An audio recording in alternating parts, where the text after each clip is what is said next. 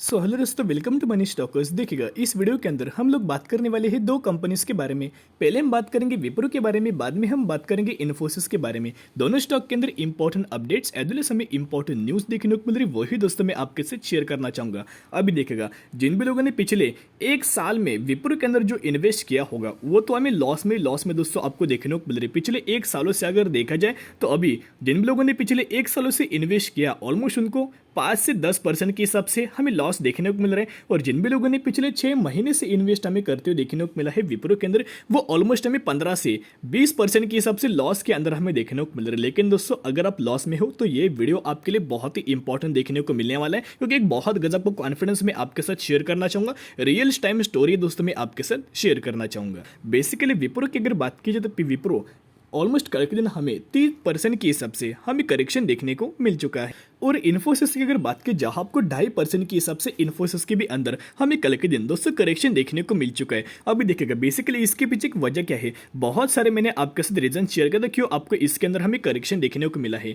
Basically पूरे global basis के ऊपर बहुत सारे आपको नेगेटिव खबरें देखने को मिल रही है, जहां मेजरली एक सबसे बड़ा रीजन जहां दोस्तों नैस्डैक के अंदर अगर आपको करेक्शन देखने को मिले तो नैस्डैक के अंदर जो लिस्टेड कंपनीज है, यानी कि ऑलमोस्ट पूरे ग्लोबल बेसिस के ऊपर टॉप आईटी कंपनीज, जैसे कि ये भी पकड़ सकते हो, फेसबुक हो गए, या फिर दोस्तों आप ये अमेजॉन पकड़ सकते हो, या फिर नेटफ्लिक्स है, बहुत सारे ऐसी कंपनीज है, माइक्रोसॉफ्ट पकड़ सकते हो। उन कंपनीज के अंदर हमें इंपैक्ट देखने को मिल रहा है और इसका इंपैक्ट आपको इंडियन स्टॉक मार्केट के अंदर देखने को मिल रहा है। और सबसे ज्यादा इंपैक्ट आपको आईटी सेक्टर के ऊपर देखने को मिल रहा है, जहां दोस्तों नेटफ्लिक्स के अगर कल के दिन की अगर बात की, जहां आपको 4% के हिसाब से ऑलमोस्ट हमें करेक्शन देखने को मिल चुका है। यब्बी यानी मेटा प्लेटफॉर्म की अगर बात की, जहां दोस्तों आपको 2 से 2.5% के हिसाब से यब्बी के अंदर यानी कि फेसबुक के अंदर भी हमें कल के दिन करेक्शन देखने को मिल चुका है। तो दोस्तों, ये जो आपको करेक्शन देखने को मिल रही है शॉर्ट टर्म बेसिस के ऊपर देखने को मिल रही है, मुझे बहुत सारे लोगों के कमेंट्स देखने को मिल रहे, व्यूवर्स के कमेंट्स देखने को मिल रहे। जरूर बात होती है, अगर लोगों को या फिर किसी व्यूवर्स को लॉस अगर हो रहा है तो बहुत ही ज्यादा आप यह बोल सकते हैं पैनिक हमें सिचुएशन क्रिएट कर लेते हैं और स्टॉक को बेच देते हैं। लेकिन मैं आपके साथ शेयर करना चाहूंगा, सेल करने की जरूरत नहीं, होल्ड कीजिएगा।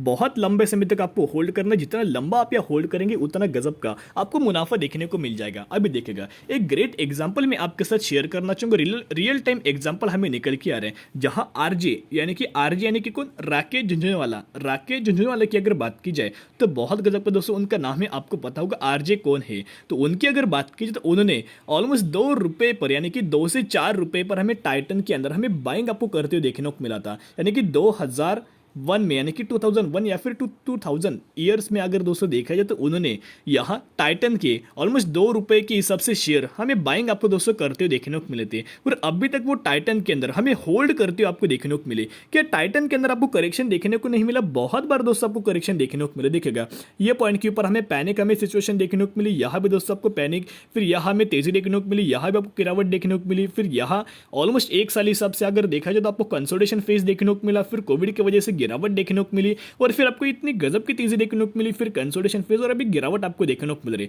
फिर भी जितने शेयर्स उन्होंने 2 रुपए के हिसाब से खरीदे थे उतने शेयर दोस्तों अभी भी वो है होल्ड करे, यानी कि इतना गजब का कॉन्फिडेंस इनके अंदर हमें देखने को मिल रहा है टाइटन को लेके। यानी कि टाइटन ने बहुत सारा पैसा हमें बनाते हुए देखने को मिल रहा है सिर्फ आरजे का।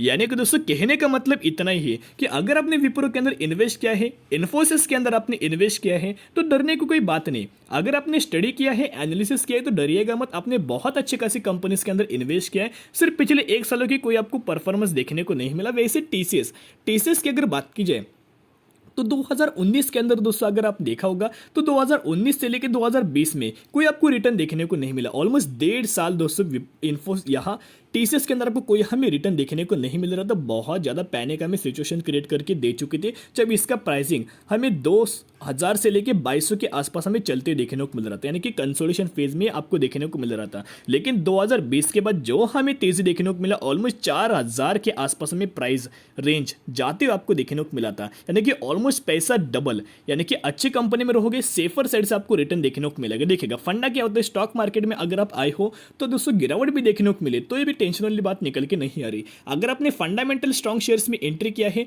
अगर आपने अच्छे कंपनीज में एंट्री किया है, बिजनेस ओरिएंटेड कंपनी में एंट्री किया है, फ्यूचर ग्रोथ के हिसाब से अगर आपने किसी भी स्टॉक के अंदर एंट्री किया है, बिजनेस के अंदर एंट्री किया है, तो डरने की कोई बात निकल के नहीं आ रही। जेन्युइन बात होती है, अगर मार्केट के अंदर आपको करेक्शन देखने को मिले तो उस स्पेसिफिक स्टॉक के भी अंदर आपको करेक्शन देखने को मिलेगा, लेकिन वाइसा वर्सा अगर आपको मार्केट के अंदर रिकवरी देखने को मिलेगी, उस स्टॉक के भी अंदर दोस्तों आपको रिकवरी देखने को मिल जाएगी। और वही स्टॉक विप्रो और इन्फोसिस निकल के आ रहे, जहां विप्रो के अंदर पिछले एक सालों की अगर बात की 33% के हिसाब से हमें करेक्शन में देखने को मिल रही, डिस्काउंटेड प्राइस के ऊपर देखने को मिल रही, प्राइस रेंज भी बहुत ही गजब का आपको देखने को मिल रहे। तो मैं एक ही बात दोस्तों आपके साथ शेयर करना चाहूंगा, जो भी लोग फ्रेश बाइंग करना चाहते हो, एक ग्रेट अपॉर्चुनिटी आपको देखने को मिल रही, बहुत ही डिस्काउंटेड प्राइस के ऊपर विप्रो अवेलेबल देखने को मिल रहे हैं। तो इसके अंदर buy on the strategy apply करके लॉन्ग टर्म बेसिस के ऊपर होल्ड कर सकते हो। और जिन भी लोगों ने 500 के आसपास खरीदा है, 600 के ऊपर खरीदा है, 700 के ऊपर खरीदा है, उनके लोगों को दोस्तों टेंशन वाली बात निकल के नहीं आ रही। आप दोस्तों सिर्फ होल्ड कीजिएगा। अगर आपके पास और ज्यादा कैपिटल होंगे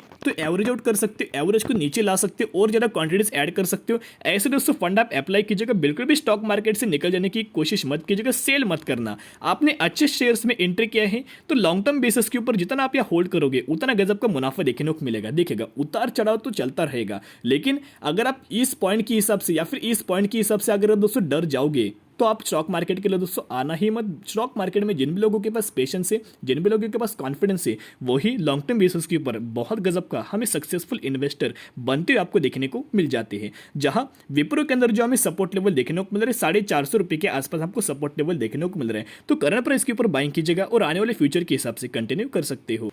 तो दोस्तों अभी हम बात करेंगे इन्फोसिस के बारे में, जहां इन्फोसिस की अगर बात की जाए तो पिछले 6 महीने से आपको 20% के हिसाब से गिरावट देखने को मिल रही, करेक्शन देखने को मिल रहे। अगर दोस्तों गिरावट देखने को नहीं मिलती तो इन्फोसिस 2000 का लेवल कभी भी दोस्तों क्रॉस आपको करते देखने को मिल जाता था।